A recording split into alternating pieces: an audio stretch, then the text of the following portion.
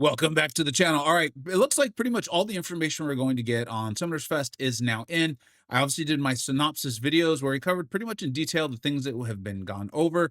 Now, I am aware people have said that the side events, like with the Q&A and the developers and all that, was recorded, was supposed to be out. It has not been put out. Additionally, a lot of the comments are saying that like the questions are kind of like puff pieces or they moderated it, like the actual people didn't get to ask questions. I don't know. I wasn't there, so I can't say for sure what's real or what's not. If something material comes out from them, I'll do another video. I'll add those on. But I want to go over like what I thought was we got all kinds of I've got like it was just flat out not good. I've got a little bit surprised, purely great, pretty good. Depends on the execution. Interesting. We're gonna need to know more. But with a lot of the stuff, it's going to depend on Kabam's execution. How much are they able to avoid the idea of like trying to get every last nickel and dime out of everybody versus like how much do they prioritize the enjoyment and having fun? I'm going to quickly start with the pure not good because I want to get to the good stuff. I do think overall the event was excellent. I do think the event overall was excellent, and I'm not surprised that they didn't cover the AI. They didn't cover like respect for players. I've said I'm tired of the fireside chats. I just want to see them be respectful of players. I'm a little surprised they didn't cover like the visuals and the overheating and the melting of phone and the disconnects. But I'm not going to hold that against them. This was an event in their house to go about the glitz, the glam, the show of it all, and they obviously did that. The lighting, and I do think Karate Mike did an outrageously good job. I mean, the crowd gave him almost nothing back. Like, when you're looking for those cheers and the screams, like at least on the viewer side, you could hear like, yay, maybe one or two people clapping. There was obviously a lot more people there. And I thought he did a really good job of keeping the energy high. And then, of course, the actual battle room brawl, the guys doing the fights in the BG tournament, that was amazing. That was really great. I will say it was awkward to be able to have the announcers have the players be able to hear the announcers. That felt really, really weird. I don't think it was necessarily unfair or favored a certain competitor because everyone could hear, but it did feel really, really strange. And unless the competitors come and say that that was a great thing, they loved it, I hope that gets changed in the future years. Like even as someone who hosts tournaments, we intentionally ensure that the players can't hear me announcing and commenting on it, and they can't see each other's streams. All right, the pure not good is this, and I've had this up. I talked about it in a video from my opening. This is literally called the Titan Selector. Kabam, I get it if you're saying that that was never your intention for it to be a selector of the Titan. That would be a really, really nice reward. It's not a gift, okay? Reward for watching for 12 hours. Let's not act like Kabam doesn't get something on the Twitch side. That's helpful to their Twitch channel that they're obviously trying to grow. It's under the name Kabam, I believe. Yeah, you can see it right there, which would be for any of their games, that sort of stuff. And so this is a reward. And so it's a really strange name for something. I understand that maybe you never intended to give an actual selector Titan. That would be an outrageously great reward. But at the same time, guys, I think you reasonably can tell that people would think like that's a selector Titan. I know I thought it was, and I thought, wow, Kabam is really going huge. I know they're going all out for the Summoner Fest. So honestly, it felt like a great reward, but also it felt like a lot. That's not the case. If that was never the intention, that's fine. Just be respectful of your players. And this is a thing that I'm watching for with the boycott and all that stuff is like, just give everyone a Nexus. Like, honestly, come on. Like, it wouldn't be that hard. It wouldn't be that big of a deal. Just make it a Nexus. Show everyone, like, hey, we're sorry. We see that that's reasonably confusing. We get that. We use that term in our sales and things like that. We're going to do our best to not use that term anymore so this isn't misleading. It's really, really simple. I think this is just objectively bad. But let's move on to the good stuff because there was a lot of great stuff. I do need to quickly shout out, especially because I got this prediction wrong. I was certain there'd be an announcement for a new Everest event. A Kabam employee has been talking about that, how every other year.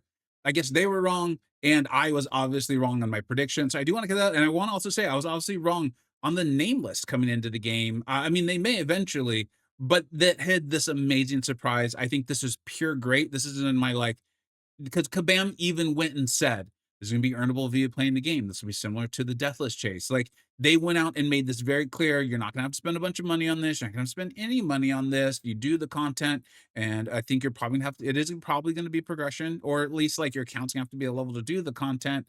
But like I'm not going to hold that against Kabam when it's a champion like this, a chase, a year-long chase that will coincide, or I'm sorry, culminate in Reforged Doom. Like, this just looks cool, man.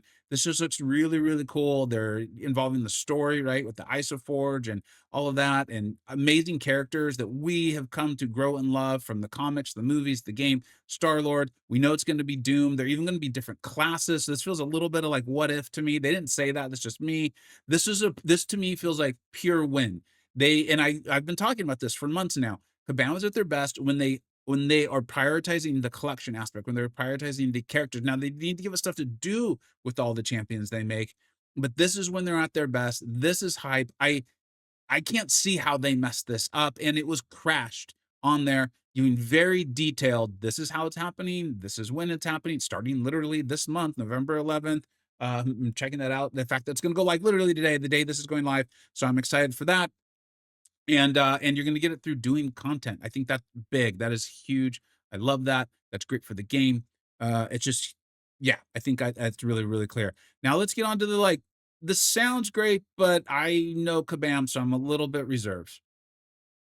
All right, and I was part of the CCP when they did make this clear and let people know about it. I obviously didn't want to say anything. I'm obviously no longer in the CCP. I was excited to see how they presented this to everyone. The reception seems to be so far overall good, because I think one of the biggest things they were trying to avoid was the idea of like, oh great, now we've got to collect 8 stars. I know a lot of whales, even non-whales. So you're just like, I just don't want to do that again. I think that's a mental hurdle. Now, let's be honest with ourselves though, is like this in many ways is essentially the same thing, but this is respecting the rank ups we've done. This is respecting the sig levels we've put in, the awakening gems, and all of that. And so I do think that is cool. I actually really like this. One of the things I like about when Kabam does is I feel like this was also smart. Okay. Now, if you look at it, it's going to require like specific named ascension token, a cosmic ascension token. So this is going to be a lot for us to like hunt to get through resources, obviously to buy, right? They're going to sell these things. It's a game. There's nothing wrong with that.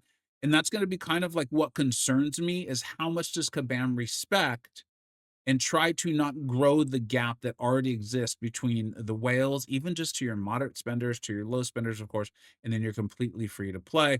Is this something? I'm hope this is something that can slow basically the game down, slow the progression down, because now there's more items that are needed to ascend these champions. And also, I don't believe they actually said this, but the logical hope is, well, Cole's pretty broken, and they're showing him now. They didn't confirm that Cole would be coming as an possibly ascended champion, but that you don't give this for Serpent, okay? Like he's just big dumb, even on the offensive side.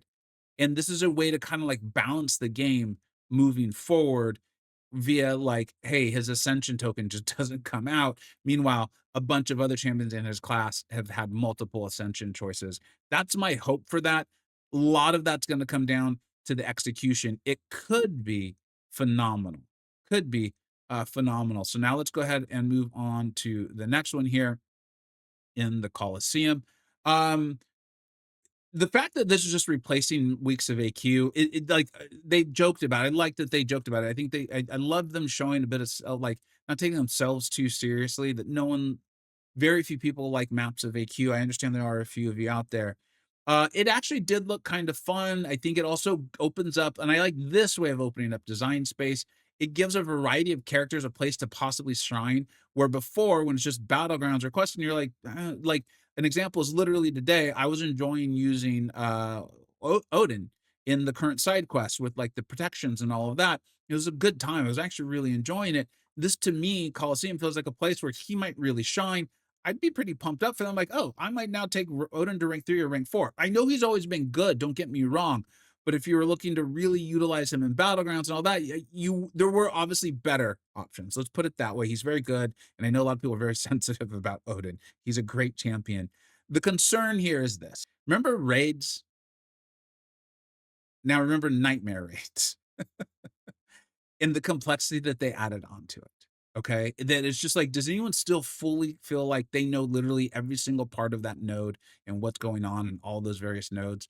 If you do, fine, put that in the comment section. And the concern is like, I think sometimes Kabam can't help themselves. Like the over complexity of something that was already kind of simple and fun, but a little bit starting to challenge, they just like dial it in so much. And so like the concern for me is, and I do think they said that like this was the first iteration or whatever, is like, what about Nightmare Coliseum? And so Kabam, like, I really hope they don't do that because Coliseum itself did look enjoyable. It has a solo mode and an alliance mode, multiple health bars. They talked about it, like, you kinda get in the flow, you get the rhythm of the fight down, and so I think, 1, that could be fun in and of itself. They did talk about this also too as, like, I don't remember their exact terms, but, like, this was kinda taking the not taking the place permanently of Everest content, but it was a place to get those style of fights, these longer fights with big health pools and those sorts of things, and then also, I think it gives a variety of champions a place to shine in a game that's clearly wanting more and more and more to emphasize the collection of them.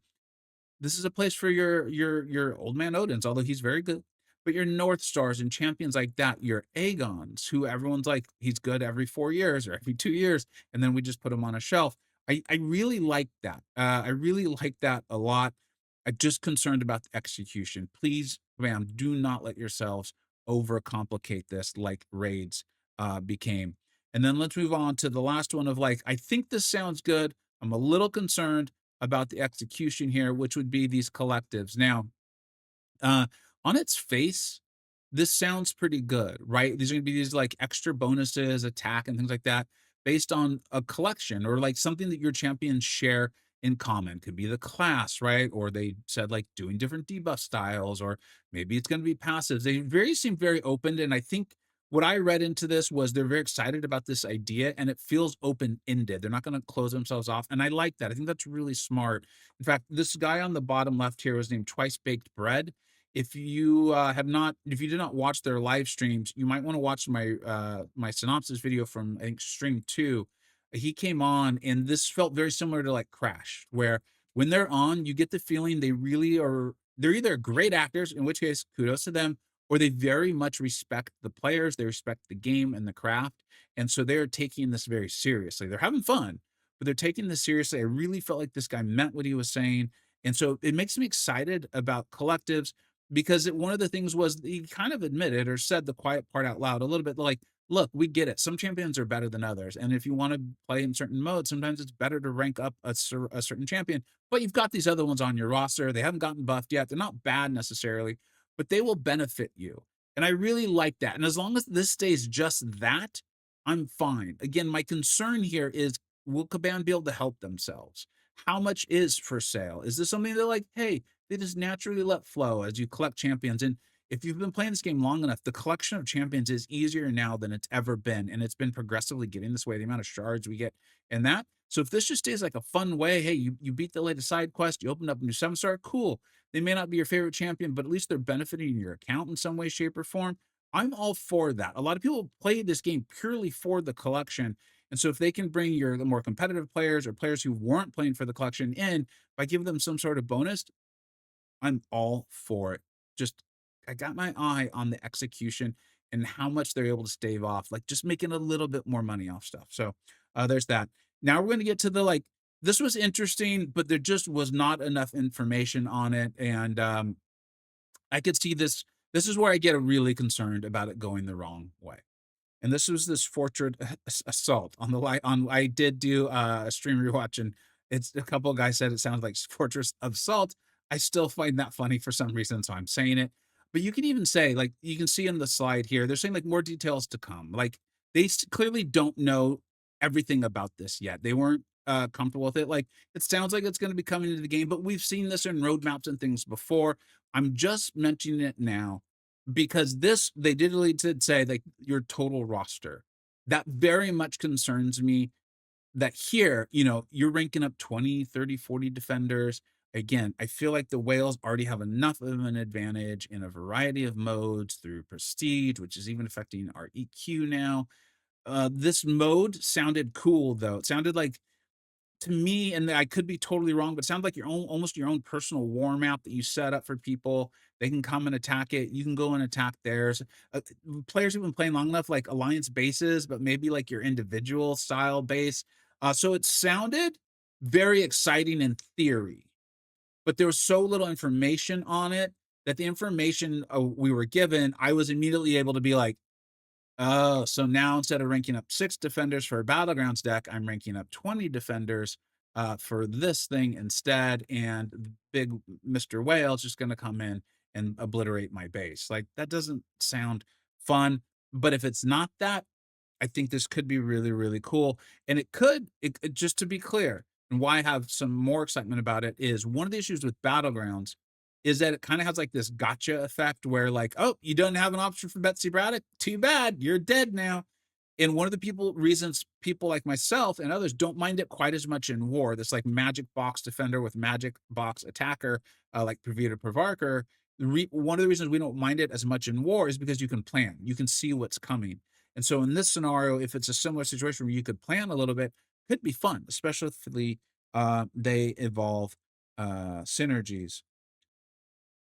I've already kind of talked about basically what could be problematic here in a variety of them. The big theme was, and this was a big theme of the streams, right? And what everything I watched is like I heard collection so many times and champion so many times.